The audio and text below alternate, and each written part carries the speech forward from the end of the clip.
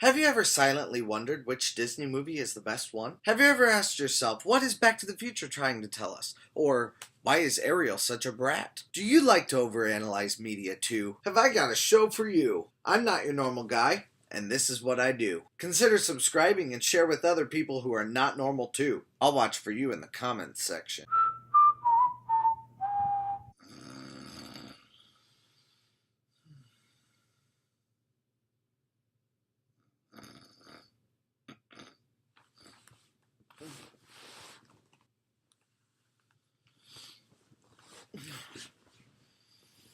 Welcome back. Previously in my not-so-normal life, I struggled to stay awake during Fantasia. So let's judge it. Storyline. This movie has no storyline, at least no cohesive one. It was part of a series that was meant to feel like the movie theater equivalent to an orchestral concert. Overall, it was an expensive endeavor, and the lack of story structure is pretty miserable in my opinion. There are a couple of highlights. Bald Mountain and the Rite of Spring are both decent storylines that actually keep me awake, and, of course, The Sorcerer's Apprentice is one of my favorites. But when all you can do is hope that a movie keeps you awake, you know the storylines are not engaging, and it's a chore for me to stay awake through this movie. Because of this, Fantasia receives last place for storyline. Music. The music is beautiful, of course, but all the music in the last 3 films has been gorgeous. I would not say it's particularly more enthralling than in any of the last 3 movies. It's fun to see how the animation has to reflect what the music is doing instead of supporting the narrative. It is an interesting experiment.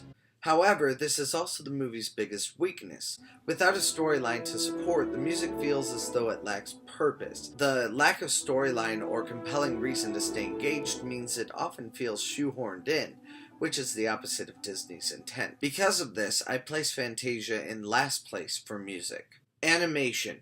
The animation is varied for this production, and it's a mixed bag. There are a couple of moments that are fun and pleasing to watch, a couple of moments that even seem daring for Disney in the 1940s.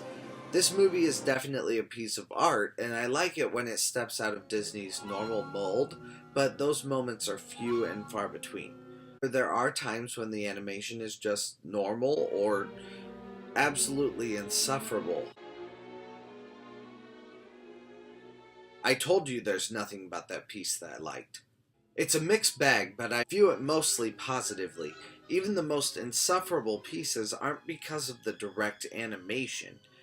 The direct animation is decent, but the way the animation is used and positioned is just so annoying. So I'm going to place this piece right under Pinocchio. Fantasia receives second place for animation. Character.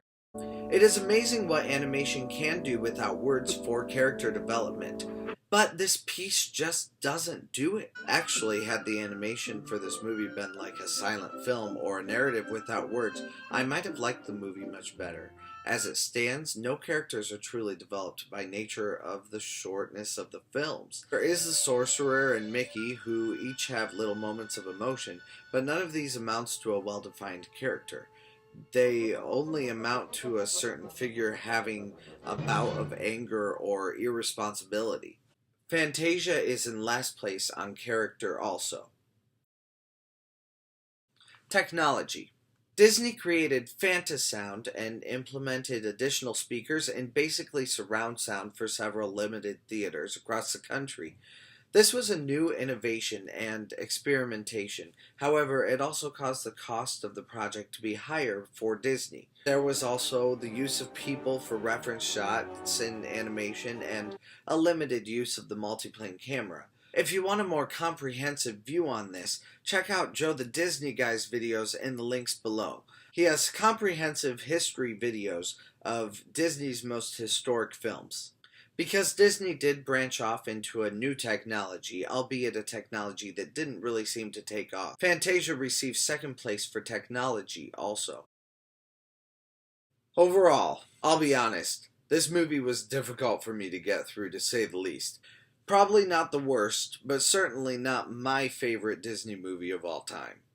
And it makes me really scared for the wartime shorts section that we're going to come into next.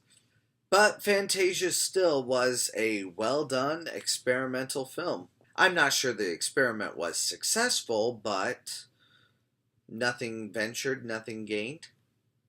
Averaged together, Fantasia receives third place so far. Do you love Fantasia and disagree with me vehemently? Is there a section that you love that I really didn't care for? Or is my experience yours? Let me know in the comments below.